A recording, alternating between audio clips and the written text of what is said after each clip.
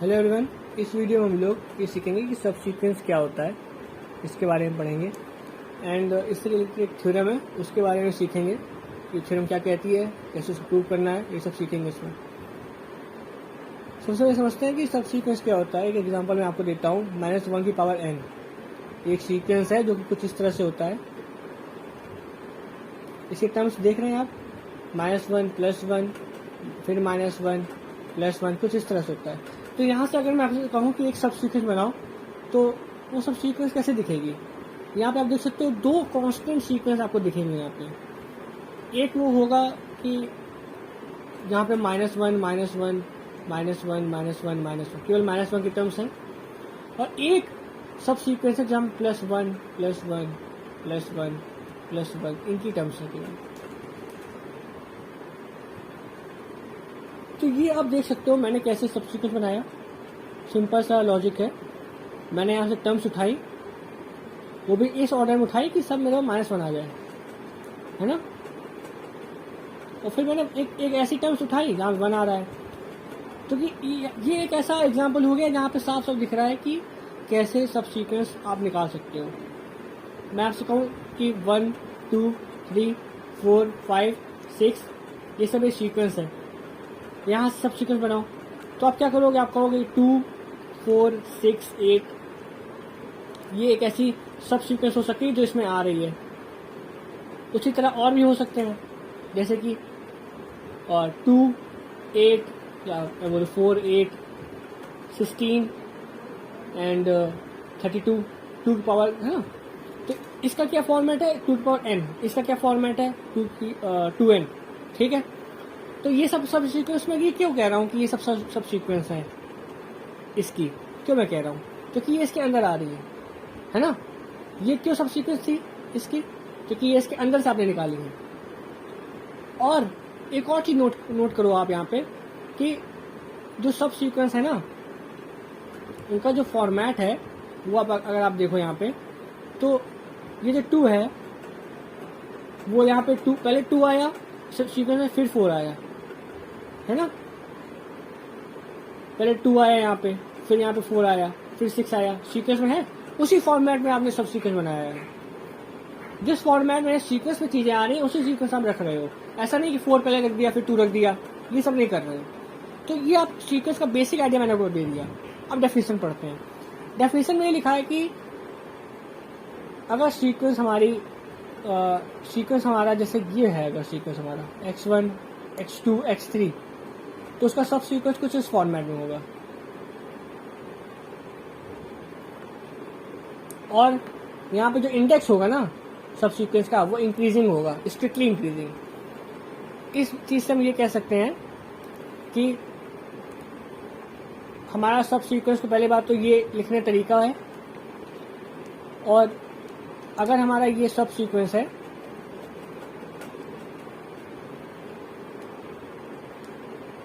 तो यहाँ पे n1 n2 n3 n4 इसको नोटिस करो। यहाँ पे 1 2 3 4 है ना, यानी कि एक इंक्रीजिंग फॉर्मेट में है। इसका मतलब ये है कि टर्म्स जो होनी चाहिए सब सीक्वेंस की, ये नहीं होगा आप रिपीट कर दो।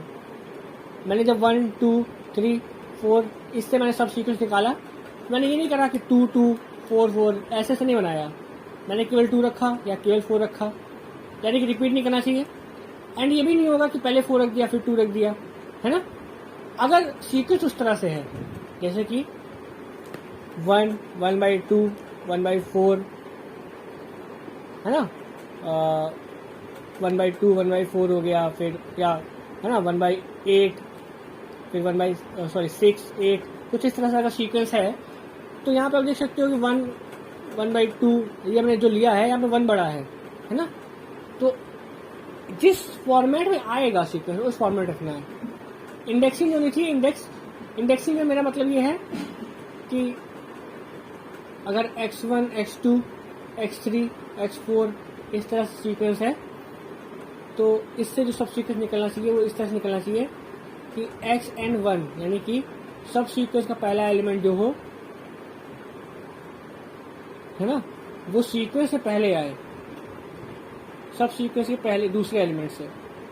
अगर आप सब सीक्वेंस पहले में सेकंड ले रहे हो तो ये 4 आए, एक इंक्रीजिंग फॉर्मेट रहे। ठीक है, इतना समझ गए हम लोग।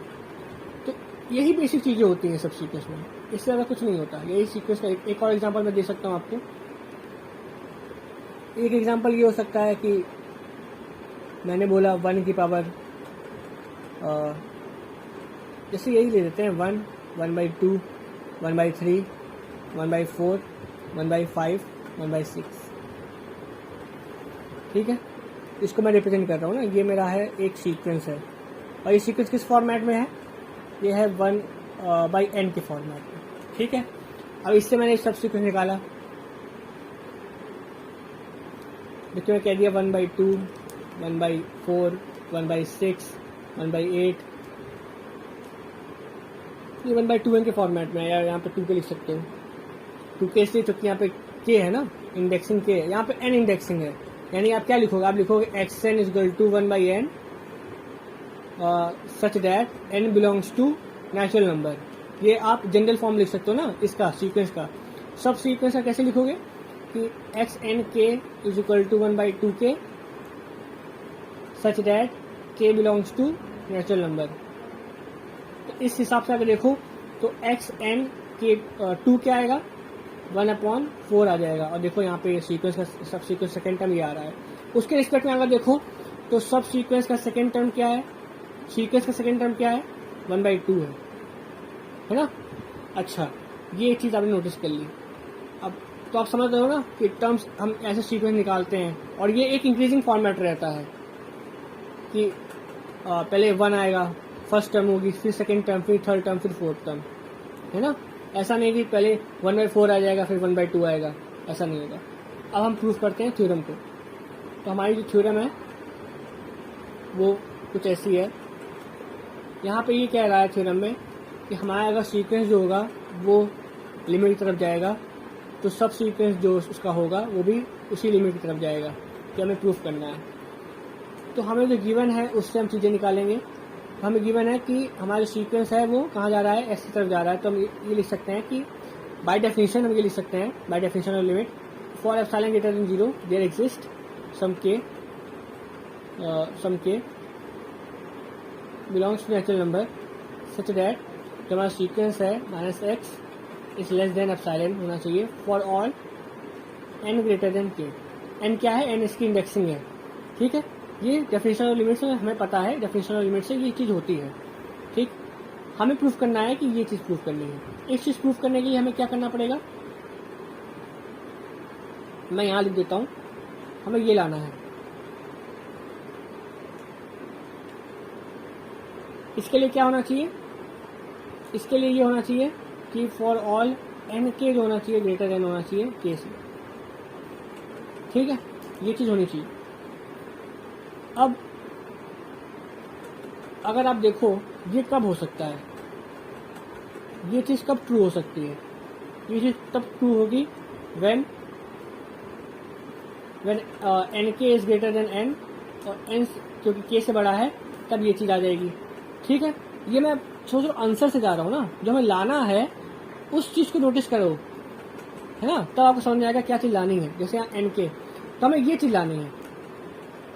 तो मेनली हमें अगर ये हम प्रूफ कर दें कि हमारा जो इंडेक्सिंग है सब सीक्वेंस की वो इस फॉर्मेट में है, ये किसकी इंडेक्सिंग है, n। देखो ये इंडेक्सिंग है सीक्वेंस की, और n की किसकी इंडेक्सिंग है, xn की, सब सीक्वेंस की। तो ये अगर प्रूफ कर दें तो काम बन जाए। तो चलिए प्रूफ करते हैं। ये मैं आपको पैटर्न दिखाता हूँ कि एग्जिस्ट करता है कैसे। Late x1 x2 x3 x4 so on, ये क्या है हमारा सीक्वेंस है, एंड xn1 xn2 xn3 ये हमारा क्या है, सब सीक्वेंस है। देन हम ये देख सकते हैं कि जो हमारा x1 है वो कुछ इस ऑर्डर में रहेगा। यानी कि देखो ना ये चीज़ क्यों हो रही है, ये चीज़ इसलिए हो रही है, सब सीक्वेंस का जो फर्स्ट टर्म है वो अगर आप पिकअप करोगे सीक्वेंस से ना, सीक्वेंस उठाओगे तो क्या उठाओगे, या तो आप सीक्वेंस का पहला टर्म उठाओगे या तो उसके आगे के टर्म्स उठाओगे। तो उसको मैं ऐसे लिख सकता हूँ, है ना। ये चीज़ को आप समझ रहे हो, अच्छे से समझ रहे होगे। फिर आप ये लिख सकते हो कि सीक्वेंस का जो सेकेंड टर्म है वो कुछ इस ऑर्डर में रहेगा, सब सीक्वेंस सेकेंड टर्म के, क्योंकि आप सब सीक्वेंस का जो सेकेंड टर्म उठाओगे तो आप ये नहीं उठा सकते हो। क्यों नहीं उठाओगे? क्योंकि आप पहले तो सब सीक्वेंस में पहले क्या लिखोगे? अगर आप यहाँ पे x1 लिख दोगे, इधर पे x1 लिख दोगे, तो यहाँ क्या लिखोगे? इसलिए आप ये कहोगे कि सब सीक्वेंस का जो सेकेंड टर्म है वो कम से कम क्या हो सकता है, x2 हो सकता है, x1 नहीं होगा, x2 होगा कम से कम। इस फॉर्मेट में अगर मैं आगे बढ़ूँ तो मुझे समझ में आएगा कि जो हमारा xn है वो कुछ इस तरह से होगा। तो अब मैं यहाँ अगर आप देखो, नोटिस करो, मैं यहाँ पे टर्म्स की बात नहीं करूँ, मैं इंडेक्स की बात करूँ, इंडेक्स की, तो आपको समझ में आएगा कि ये कुछ इस तरह से होगा इंडेक्सिंग। कि हमारा जो n1 है वो ऐसे हो सकता है ये। तो इस तरह से कंटिन्यू बढ़ोगे तो आपको समझ में आएगा कि जो हमारा nk है वो कुछ इस तरह से होना चाहिए, है ना। यानी कि सीक्वेंस की ये कह रहा है, ये चीज़ क्या कह रही है, वो ये कह रहा है कि सब सीक्वेंस की जो टर्म्स हैं, सब सीक्वेंस की जो टर्म्स है वो कहाँ से आगे हो, अगर वो n से बड़ी हो, यानी कि सीक्वेंस की nth टर्म से बड़ी हो, तब हम ये कहेंगे कि वो सब सीक्वेंस कन्वर्स कर रहा है ना। तो हमने ये प्रूफ कर दिया कि ये चीज़ ट्रू हो रही है। तो हम ये लिखेंगे कि if nk is greater than n and as n is greater than k, then for all nk greater than n greater than k, we have x n k minus x less than epsilon। ठीक है, क्योंकि हमें पता है कि k से अगर हम आगे जाएं तो हमारा जो आगे की टर्म्स लें अगर, तो हमारा सीक्वेंस जो है वो कन्वर्स करता है। तो अगर हम ने ये कर दिया कि हम जो सब सीक्वेंस की जो टर्म्स ले रहे हैं वो हम क्या ले रहे हैं, n से ज़्यादा ले रहे हैं, यानी n के फॉर्मेट ले रहे हैं। समझ लो आप मैं क्या कह रहा हूँ? मैं ये कह रहा हूँ कि x1 x2 यहाँ पे xn आया, यहाँ पे क्या आया, xk आया, ठीक है, xk। तो xk के बाद आप जब लेते हो ना तो वो सारी टर्म्स कन्वर्स कर जाती हैं सीक्वेंस की। तो अगर आप सब सीक्वेंस बना रहे हो तो सब सीक्वेंस कब कन्वर्स करेगा, जब आप जो ये है ना, ये वो इससे बड़ा हो, उसका जो इंडेक्सिंग है वो इससे बड़ी हो। तो जब ऐसी इंडेक्सिंग आने लगेगी तब क्या होगा, हमारा सब सीक्वेंस कन्वर्स कर जाएगा। ये चीज़ कहना चाह रहा है, ये एक मैं बता रहा हूँ, लैंग्वेज की भाषा में बता रहा हूँ। प्रूफ तो आप समझ के कैसे करना है, प्रूफ में आपको पता चल गया ये चीज़ लानी है मैं, और ये चीज़ मैंने कैसे प्रूफ की, इंडक्शन से प्रूफ कर दी, मैथमेटिकल इंडक्शन से, कि हम देख रहे हैं कि x1 के लिए ये ट्रू हो रहा है। तो ऐसे अगर हम पैटर्न देखते जाएं तो हमें पता चल रहा है कि ये इसके लिए ट्रू हो रहा है।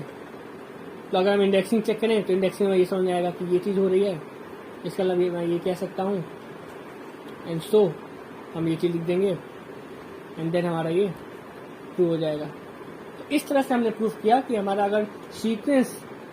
हमारा सीक्वेंस कन्वर्स करता है तो हमारा सब सीक्वेंस भी कन्वर्स करता है, वो भी सेम लिमिट, ठीक है, उसी का सब सीक्वेंस, ये भी चीज़ ठीक, उसी का सब सीक्वेंस। सो आई होप आपको पूरा समझ में आया, एंड एक और बार वीडियो रिवाइज करना और अच्छे समझ में आएगा। So thank you for watching this video and please share it with your friends. Thank you.